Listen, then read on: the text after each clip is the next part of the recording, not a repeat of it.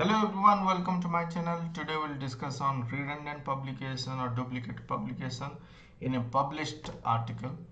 We have already discussed on redundant publication, which I have kept it in my I button.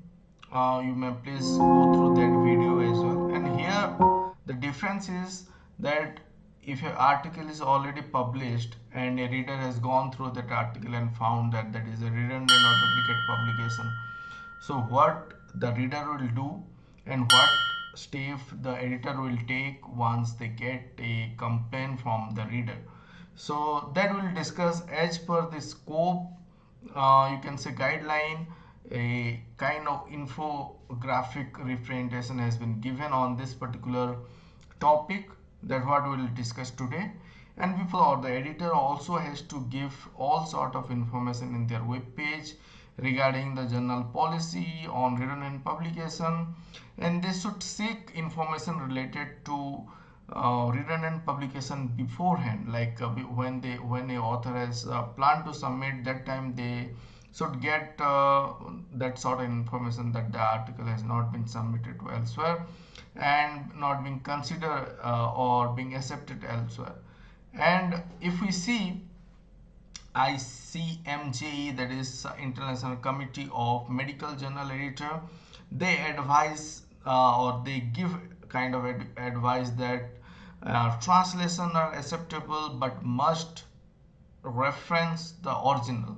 Editor may consider publishing a correction, that is the link to the original article, rather than a retraction or notice of duplicate publication in such cases. So in many of the cases, the retraction is the last option that to be taken by editor or let's say publisher. Before that, if they can able to sort it out, then that is well and good. So the scope, that is publication committee on publication ethics, as per this what they talk about and how they have given the set of instruction or let's say guideline that we'll try to understand. So let's start. So let's see here, the reader has gone through here. I will highlight with another color. So here the reader has first gone through that article and found that there is a redundant publication, and he or she has thought of reporting that to the editor of that particular journal.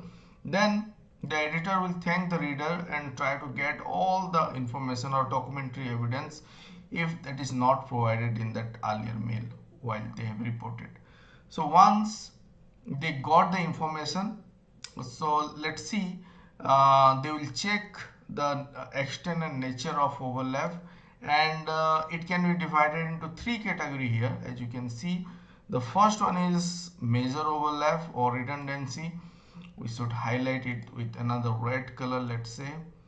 And the second case is let's say is minor overlap, and there is another case where we say there is no significant overlap.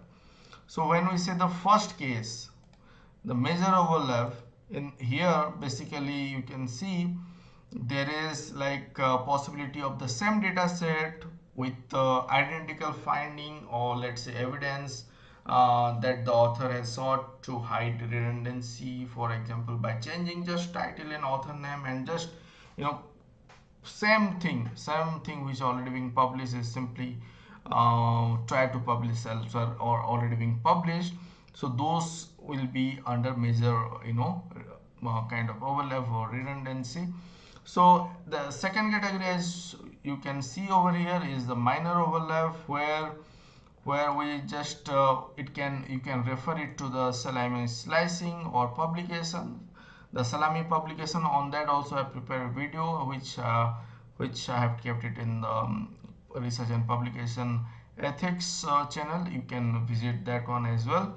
And here obviously there will be no that sort of overlapping which we can found at major redundancy, but here again subgroup or let's say kind of some repeated analysis might be there, and that is again fall under redundancy. And the third category, as you can see, is no kind of significance that is there or no overlap is being found by the editor. So let's try to close this chapter first. So in this case, so what the editor will do is they will inform the reader about the decision and leave the publication as it stands. So here the reader being informed that the editor of journal is not going to make any sort of changes on the published article because there is no significant overlap. So this is fine. That chapter is closed here. So if we go to this particular where we say major overlap here, then in this case what they will do, the editor will do, the first thing they will do is they will contact the corresponding author in writing. Also they will try to get signed authorship statement or cover letter stating that the submitted work has not been published elsewhere, or document evidence of the duplication if they have made.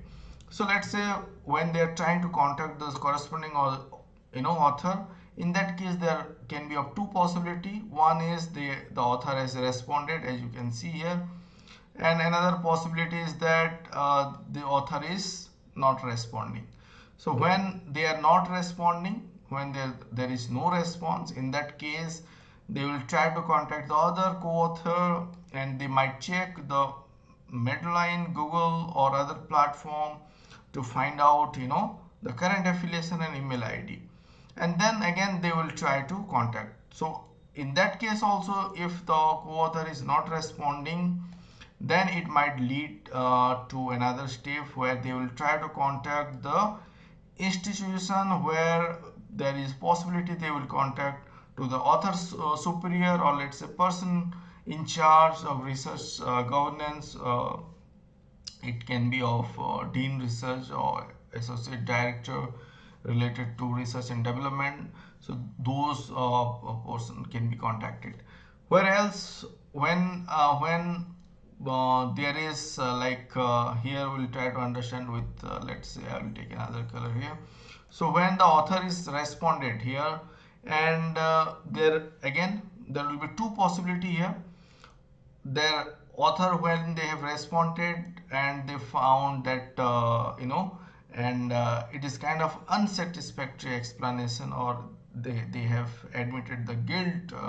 So in that case, inform editor of other journal involved. If there is a involvement of other journals, so the editor or the publisher will try to inform to the other editor as well, and consider publishing kind of retraction or statement of redundant publication if other journal agree to retract. So this is a process of retraction where they will try to get all sort of information, and once they are ready with the retraction, because here in this case the author has admitted the guilt or kind of unsatisfactory explanation has been given by the author.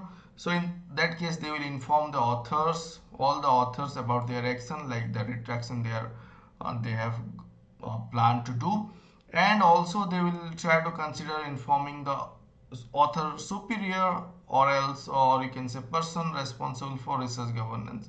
So the institution also will be involved or will be informed that this sort of thing has happened, and again the institute might take certain action based on this reporting or information, and they might follow their own guideline to what sort of action they will take. So this is the retraction that will take place by the editor of the particular journal, or let's say the publisher will do the retraction based on the editor decision, and then they will inform the reader about the outcome. So what action they have taken, so that is being now informed to the reader that they have taken the decision, and now this is closed. So in this process, that this particular thing is being closed. So this part. Where else, when we talk about when this particular the corresponding author or the author, they have responded with satisfactory explanation, honest error or legitimate publication. In this case also we'll try to understand what might happen. So write to author all the author possible, explaining the position and expected future behavior consider if need for retraction or correction. So here there is a possibility that correction might take place with amendment. It can also be done, but not 100% sure. They will see the extent of the overlapping if it is major, and yes, the reader or the the person, those who are involved, are not okay with it, or even the editor, they found it is not possible with correction, then they will go for retraction, and then again it will be informed to the reader that they have taken that decision. So that is the process, and in that process, as you can see, when there is involvement and there is no response, here as you can see here, they keep trying to contact the institution every 3 to 6 months, because in this process also they are trying to contact the institute.